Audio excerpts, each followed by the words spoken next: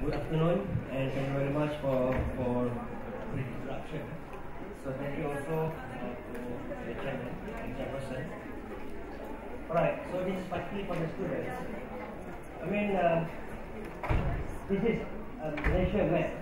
As you can see, the location of University of Technology Malaysia, located in the southern tip at Johor Bahru, and it is near Singapore. And then our country is not as big as Turkey, and the distance between the southern tip to the northern region is only 1,500 kilometers away. So it is not a big country anyway.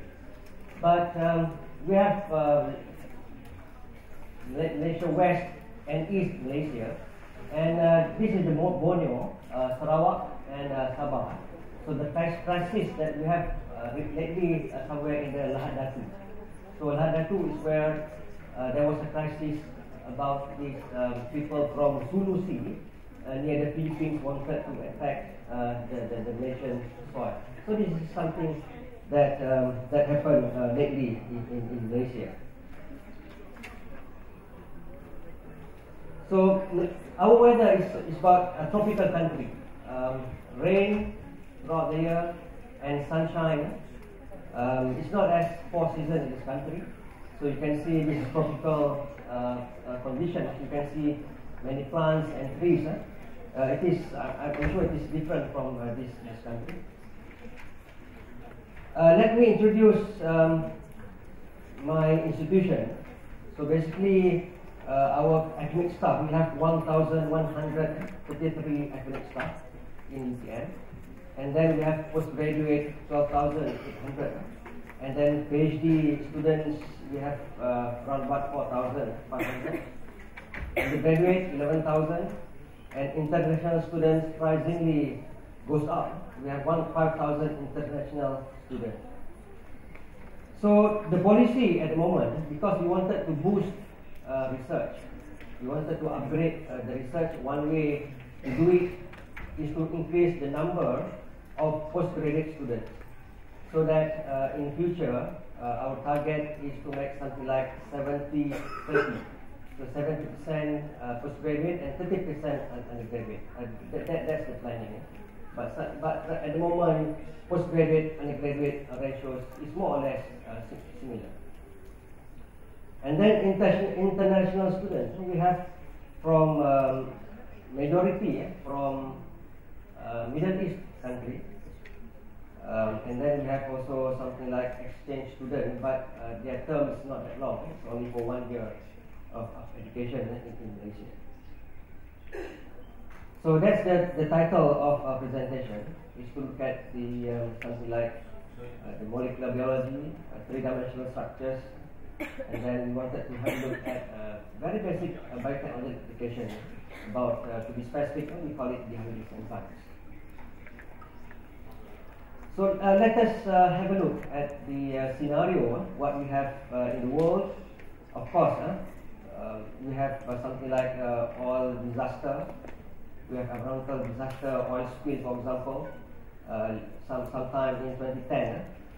And then in Uzbekistan also we have some problem back in 1992. But all this, as we can see, that it is everything that we have at the moment related to environment. And then, of course, this is a very nasty problem that we have whenever we have this kind of oil spill. So what happens that all these microorganisms, mainly mammals that live somewhere in the seashore, it's got contaminated, get killed, and then their habitat is destroyed. So same as we have in Southeast Asia, we have problems of AIDS because of this what call it a burning from Kalimantan and also from Indonesia. So the burning, the wind blew sometime from March until September. So of course we have hazy in Kuala Lumpur, and then it's all related to air pollution. Just now you can see water pollution, now it's air pollution. And this is another picture. If you go to Manila, I was visiting professor, visiting lecturer in Philippines, and I had opportunity to visit Manila Bay. So it is full of solid waste. Same as when I visited Indonesia, they have a lot of in Padang, Indonesia. So a lot of solid waste. So it is a problematic in the south, somewhere in Southeast Asia. But surprisingly, when I came to this country, developed country, you can see that people are more concerned. Developed country always concerned about this the management of waste. And then, of course, in conclusion, one can say that all these problems, we are very lucky because of the presence of microorganisms, regardless of fungi or bacteria, for example. So we have a sustainable ways to clean up contaminated environments. So the methods that use normally utilizing naturally occurring additive microbial xenobiotic metabolism in terms of degradation, and then they can transform this or accumulate a huge range of compounds, including hydrocarbons, oil spill, PCBs, and so on. And then, of course, pharmaceutical substance, radionuclides, and metals. So we are lucky actually because these microorganisms they can actually degrade this kind of toxic compound. And also, if you look into your pocket, your mobile phone, if sometimes after 2 or 3 years, people normally just throw away their mobile phone battery in the dustbin. So it's actually problematic as well because if it goes to our normal solid waste treatment, so these heavy metals will be accumulated in the water, and then of course you consume fish, for example. So what happens that these heavy metals started to accumulate in our body system. So as introduction, I'm dealing with a very specific substrate. We call it as a model of our investigation for the past 9 years. Organohalogen compounds containing chlorine, bromine, iodine, and fluorine. So these are divided. We divided into 2 categories. These halogen compounds, it can be naturally occurring. You can find many of these halogen compounds in the environment, from plants, vertebrae, marine organisms, and of course from prokaryotic. And then surprisingly, these microorganisms, they have been exposed to these naturally occurring halogen compounds many years ago. In contrast, we have synthetic halogen compounds. So this is problematic to our environment. The widely use of herbicides, fungicides, insecticides, Dalapon especially. So these are all synthetic, and not all microorganisms they have ability to degrade this compound. Only specific like E. coli, they have no ability to degrade Dalapon. We have tried to grow E. coli in our laboratory, no growth. And then chlorinated insecticides, pesticides, herbicides, they are actually persist. They call it the terms persistence. And then, of course, environmental pollution. So we are lucky again. I must stress here we have microorganisms that can cause, degrade or destroy this kind of toxic compound. And then to be specific again, we have to go into we have to narrow down our investigation. So we are looking at these dehalogenases. These are the key enzymes. Same as we eat food every day, we have enzymes to degrade our food in our stomach. Similar to organisms, they have an ability to remove the halogen compound from the substrate. So anything related to halogens, it is toxic. So we go back to the basic microbiology textbook. You can see that why these substances they are recalcitrants, because bioavailability, low concentration, for example. So if you look at the Km values of this enzyme, some Km values they are very high, so they cannot act on lower concentration of the substrate. So some of these toxic compounds they present in low concentration. And then some of these substrate, of course, they are zoonolytic structure. Their structure in such a way too complex to be recognized by, for example, permease system to uptake the substrate into the cells cannot be recognized by the system, and then they remain toxic. And then, of course, it is high toxicity itself. Sometimes we talk about high concentration, high acidic, or maybe it is low pH, or maybe it is high pH. So these, of course, are factors that cause the recalcitrance of this compound. And then we look at the mechanism, or what are the main requirements to allow biodegradation. It's not that easy.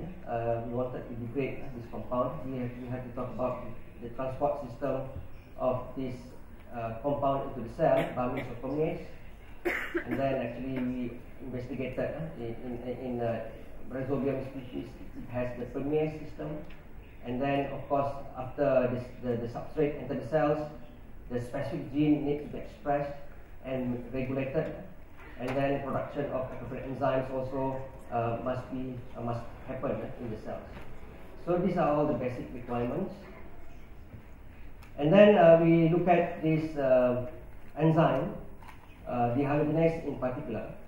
So first, back in 1995, Slater from Cardiff University, they divided dehydrogenase into several groups based on the substrate specificity. But in 1999, we have a new classification based on group 1 and group 2, based on rapid study of gene sequencing, gene isolation, and so on. So up to now, we always use this grouping based on group 1 and group 2. So group 1, dehydrogenase can act on both D and L, we call it alpha halocarboxylic acid. And then group 2 specific to act on L isomer of alpha halocarboxylic acid. So actually, dehydrogenase, this enzyme is special in such a way that can act specific on alpha structure. So if you have slightly longer, this is 3 carbons, talk about 4, 5, and 6 carbons, it is more resistant to dehydrogenase actually. And then, of course, why I say it is special, if we look at this halide located at carbon number 3, which is beta halocarboxylate, it is also resistant to degradation. So what we are talking about now, specific enzyme dehydrogenase, that can cleave between halide, with carbon and halide at carbon number 2, which is alpha carbon. So group 1 has been studied, but not many enzymes has been isolated from group 1. So we have Pseudomonas, of course, special about Rhizobium, it has DHD. So Rhizobium is our model organism that we have studied for the past 9 years. And then the most popular group 1 dehydrogenase, many of them has been something like crystallized, their structure has been crystallized compared to other dehydrogenase. So this is group 2, sorry, just now group 1, non-specific, non-stereospecific. This is okay. So group 1 we have D-isomer specific, and then another one we call it non-stereospecific. So as you can see at the bottom here, Rhizobium has non-stereospecific enzyme as well. So most of the enzymes are actually a dimer structure. And then group 2, this is group 2. Group 2, this is more popular because there are many dehydrogenases came from group number 2, and then some of them has been established in terms of their structure and function. So we go back to basic Rhizobium species. It is isolated from soil. The size 0.42 times to 0.83 and times 1.7 micrometer in size. They can go into 2 DCP, and then we also establish in terms of their identity based on synthetic RNA sequence analysis. And then these are all we also established in terms of rhizobial dehydrogenases and its regulation. So we look at this the structure, the operon of rhizobium. So we have the regulator gene that control all three dehydrogenases, and also we identified that the promoter located at DHE, and then surprisingly DHR and DHE is actually neighboring gene, and then DHD and L, they are neighboring genes, but the location between the two we're not sure in terms of their genomic DNA. So now to sequence the whole genomic, I think it's one way to ascertain this location, because now genomic sequencing is not that expensive. It depends on the size of the whole genome anyway. So before this, we are talking about 10,000, 15,000 ringgit, 20,000 to sequence a certain megabase pair. But nowadays you can get about 4,000 or can say 1,000 US dollars to sequence the whole genome at E. coli, for example, 3 to 4 megabase pair. So why we end up this project? Because 3 dehydrogenase is one bacteria. This is why does that happen? Because to make more than one protein is energy, because it requires more energy. So we look at this basic dehydrogenation product. So for example, we have 2 haloalkanoic, and then by means of in the presence of water, so we have the product remove the halide. So we have 2 hydroxyalkanoic acid, and then another substrate, for example, D2 haloalkanoic. Difference in terms of the location of halide at L and D position. You have L2 hydroxyalkanoic acid. So that's the product of the dehydrogenation. So what happened in the reaction is that so that's the enzyme. So we talk about the carboxylate CO minus group of amino acids would act as nucleophilic attack and attack the alpha carbon of the haloxide, which produces an ester intermediate. So this is mechanism of L. So we have an ester intermediate. This intermediate is then hydrolyzed by water molecule. So we have water here. So it is hydrolyzed by water molecule, and this leads to the formation of the 2 hydroxy acid, and we have halide molecule being released. So that's mechanism for L-specific dehydrogenase. To look at a more clearer picture, so we have to understand the mechanism first before we do the structure and function. So this is substrate uptake by arginine 41. So, and then we have nucleophilic attack by aspartate number 10 at this carbon.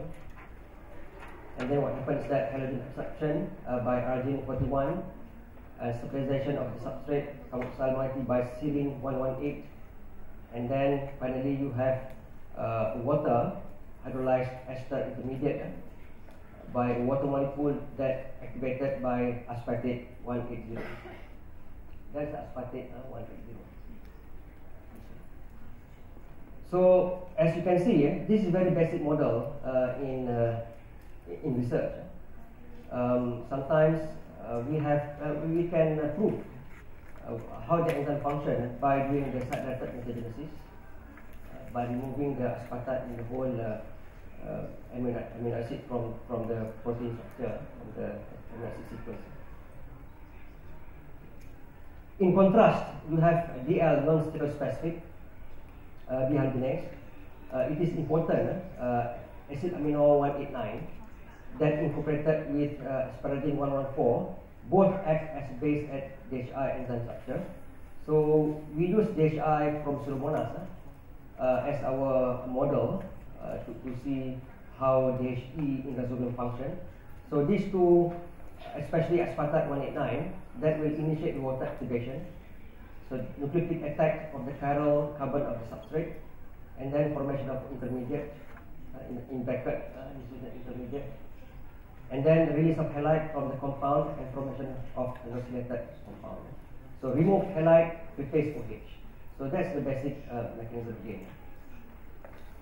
So this is the basis of our investigation. Again, the knowledge of 3D factors that determine the radiospecificity and enantiomer specificity are especially essential to tailor the enzyme for specification. You can see that if we are creative enough, maybe enzyme which is non-stereo, we can make it stereospecific just by means of changing some of these amino acids. So this is special if we study molecular biology in depth. Group 2, as I said, it is very popular. It is well characterized by group from Japan, from China as well. And then group 1, alpha haloxyl dehydrogenase. Before we go further, I think our group, we wanted to ascertain the function of DHE. So we always use DHE, our model, before we embark other dehydrogenases that present in rhizobium. Because why we select DHE from rhizobium? Because DHE and DHI from Pseudomonas, it has very high identity in terms of their amino acid sequence.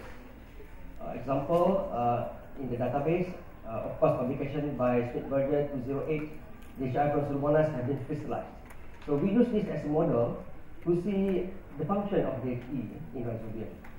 Because at the same time we work on DHD as well, because DHD is not being crystallized anyway. So to understand the protein structure, again, I'm sure students in this hall, you already studied about the primary structure.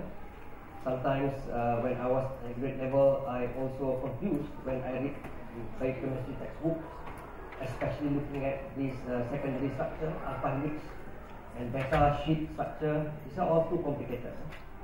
And I go through the tertiary structure, also complicated. So it has domains, and then we go back to quaternary structure. It's more and more complicated. So it looks like everything is difficult. But anyway, we have to solve the problems. So again, I must stress here, we use alpha haloxide as our model, DHI. So in DHI, it's a monomer. One monomer is considered in this case, colored in blue. They have N-terminal 1, 3, and then another color you have cyan, N-terminal repeat helix, phosphate, and linker in green color. So these are all our basis of investigation. So we also study about their basic DHI sequences. We identified, we look at their key function residues. And then based on their structure, we started to predict our alpha haloxide E. So we identified, of course, it is too obvious because high identity, because it's only a model of investigation. So again, sometimes when you do research, sometimes we feel that is the system. Sometimes we use software like Promax. Is it really can be trusted? Because we never crystallize the protein. So anyway, we managed to solve the structure prediction as we expected to see using the system of Promax. There are so many bioinformatics software available in the database, in the internet. It has no beta style, which is more or less similar to what has been said in Smith-Berger 208. In all alpha helix, there is no beta structure. And then we study again. We do sequence comparison. This again, if you are started the investigation, the research, it is very easy to just doing sequence comparison. I'm not sure if you are taught bioinformatics in your laboratory, in your bioinformatics subject in Istanbul University, whether you have done this. Sometimes our undergraduate students, they are lacking some of the basic software presence. So that's why we have taught, we have to teach them how to use the software. It's very easy, so we can spot the green color is the one that active site. Then we just compare them side by side. Then of course, we have various amino acid active sites that are similar to DHI. And then to proceed the investigation, because we wanted to ascertain whether it is same or not with DHI that we predicted before. So we carry out this something like site-directed mutagenesis.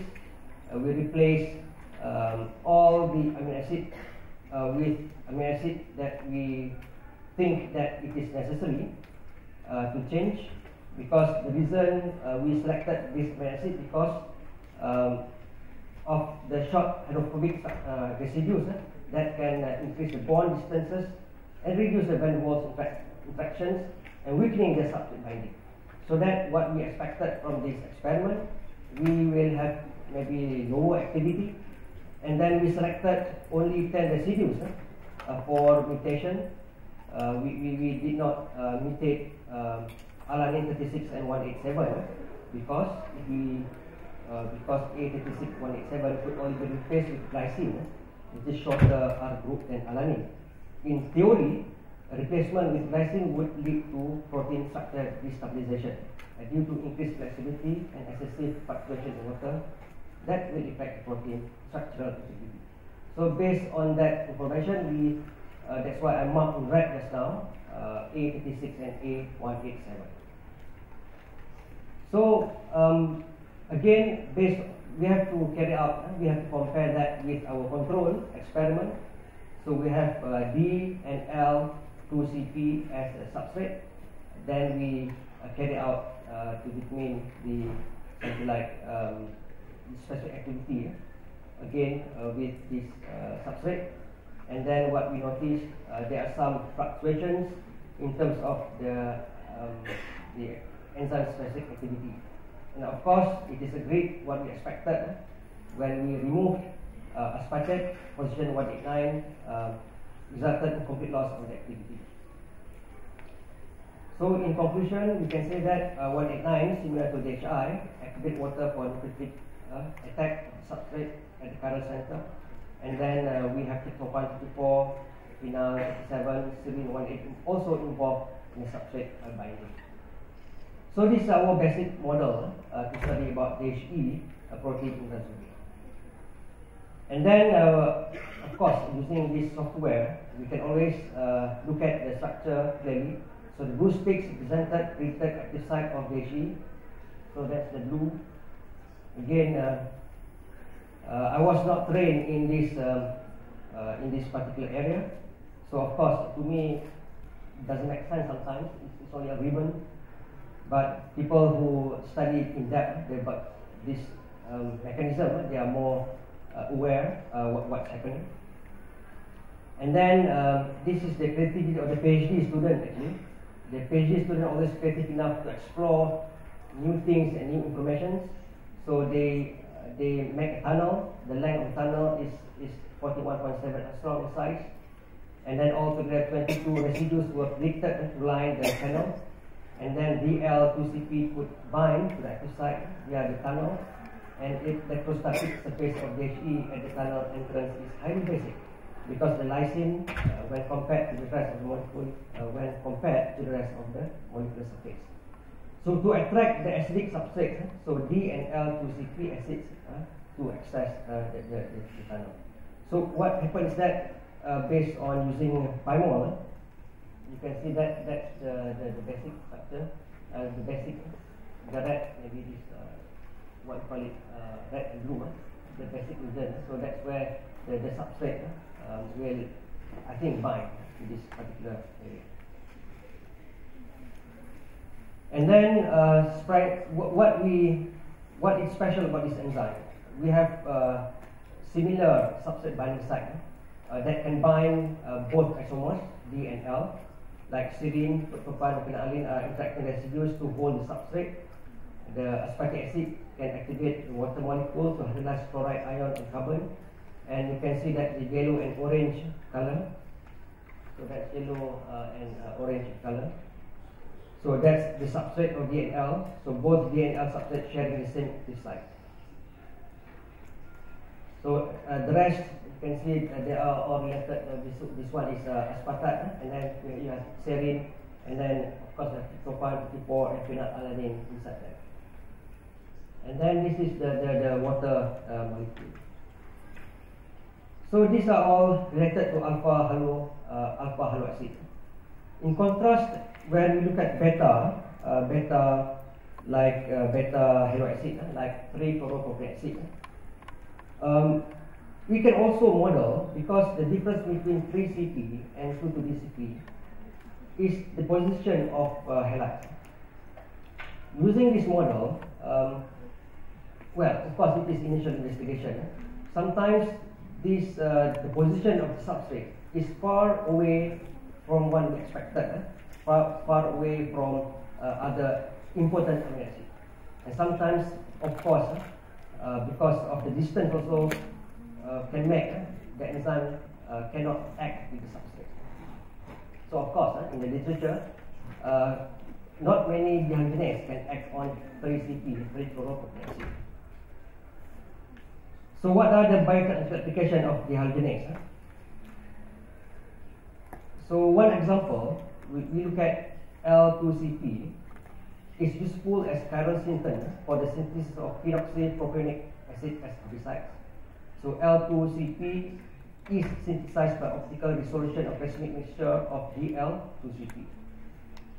So it is very lucky because we have dehydrogenase D, for example, that can act on D2CP, D2-chloropropylene acid in a racemic mixture, and is selectively degraded D2CP, and a mixture is selectively degraded with D2CP. So what is left is L2CP. That's one application. So another application that we already, I think, success after 3 years program in collaboration with Istanbul University. So we have PhD candidate Mr. Yilmaz Kaya under co-supervision Professor Nermin at this department. He interested to use DHE and transform that into tobacco as a plant selectable marker gene to develop a plant resistance to herbicide development. So again, it is not something like a Nobel laureate finding, but at least we have shown that where we can start in the department, where we can start to initiate the project by having a model investigation, and from here we have to develop our knowledge, and we, of course, we can expand to something which is high level, as I can say. During this investigation, what the trick is very simple. We study about this Picambia 1301. So we just, because we know that GUS gene expressed very well in this particular Picambia, and we just remove the GUS gene and replace that with DHE. And then we put that into the plant cell by means of tissue culture, and then we have to prove the presence of genes by means of PCR, and then we carry out the qPCR. Maybe this is the confirmation to show that, to measure the gene transcription, to determine how the genetic expression of DHE gene changes over time. So we carry out the Dallapon leaf painting assay, whether it is true or not, it is been expressed in the cell. So at least we managed to establish at 60 milligrams without transform, it is died. Whereas if we have gene expressed, it can stand up to 200 milligrams per liter Dallapon. So again, I would like to say thank you very much to this organizing committee of IGEN number 10, because as far as I know, this exercise we have you do it every year. So I had a chance to attend this kind of meeting back in 2011. Of course, thanks to the head department, I think, initiate this program, and Professor Nermin, all students who organized the activity. Last but not least, actually, BTM, we have International Office of International Affairs, Office of International Affairs. So we have 3 programs for international students. We call it inbound program. Inbound means we welcome with red carpet students from international. So we have academic visit. So a group of students can spend 1 week in UTM to experience the uniqueness of Southeast Asian cultures, to study the global issues, or to get access to extraordinary learning opportunities. So these kind of programs always took by students from Korea and Japan, because I think they are closer to Malaysia, I think. And then 2011, I think we have postgraduate students from Istanbul exchange academic visit. So I think she visited some of our lab. So I don't know what Yilmaz in charge that time. And then student exchange. Students from other institutions are invited to join UTM as non-graduating student and GS under the following program, 1 semester or a year semester. Again, we have students from Kent University in the UK. So we received 4 Kent University, and we sent our 4 students to Kent in exchange, 4 plus 4. Of course, we waive the fee. But sometimes in the UK, they said our fee very expensive, up to 20,000 pounds sterling. But nation fee is very cheap. So maybe they said to become equal ratio, 1 student to the UK, 4 students to Malaysia. But I think they negotiate very well between 2 institutions. So 4 go by 4. And then we have internship program. Of course, we received in 2011 3 students and a graduate from Istanbul University doing internship in my lab. Maybe she is graduated now, working. Maybe you can get some information from these students. Number 3, we have UTM Summer School. UTM Summer School, of course, it is not free. Sometimes I can say it is not as popular as summer school from MIT, Massachusetts Institute. But at least, if you wanted to study something, I do not know what programs they have. So we have internet nowadays, you can access from mobile phone. You can always check what are the programs that are available. But the best thing, our strength, is the currency exchange. Why I said currency? Because for lunch in Malaysia, we talk about 1 Turkish lira. But surprisingly, in Istanbul, 1 lunch cost me 20 Turkish lira. You understand what I'm saying? So this is very expensive in Istanbul in terms of exchange rate. So one day, you spend about 5 Turkish lira, 1 day. But, so 1 week, how much? 25 Turkish lira to stay in Malaysia. But here, 1 day, lunch is 25 Turkish lira. So I think again, this is something to think about. Something to think about to go to Southeast Asia in terms of the currency. But it's up to you. It's up to the student. And one more thing. Of course, living as an academician, it is nowadays it's very challenging. If you look at our my first slide.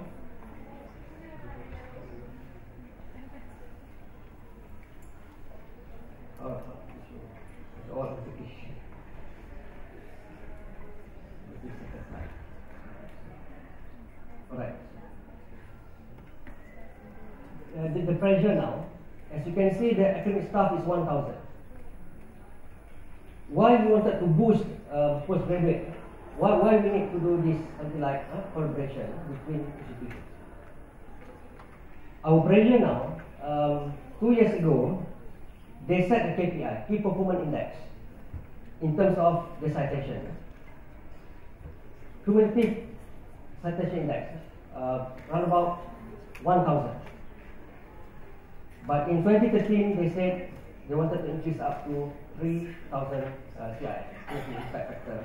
So it is again, it's very, so in ratio, each academic must produce at least 3 impact factor generated. So this is very, very hard for some staff. So again, everybody, they have their own strength So I think in terms of by having this kind of activities again, I must appreciate that at least we managed to show a model of collaboration between Istanbul University and UTM by having this kind of research activity. So again, I must say thank you very much to professors, especially Prof. Min in this department, for allowing the exchange student programs and so on. So thank you very much.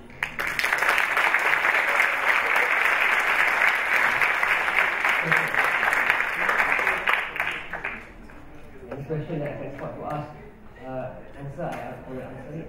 If not, we can discuss over the downstairs.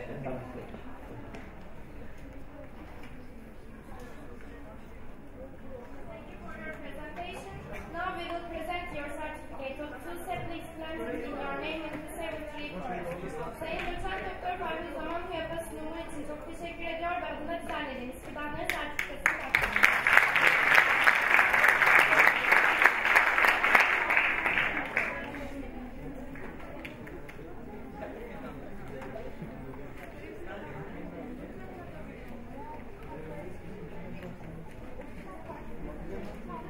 Ve şimdi ikramlarımız eşliğinde İstanbul Üniversitesi Fen Fakültesi Müzik Grubu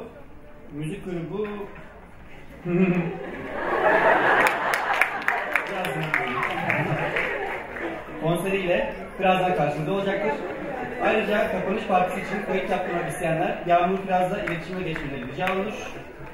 Arkadaşlar kongremizin sonuna gelmiş bulunmaktayız. Bilim ve eğlencede bir sürü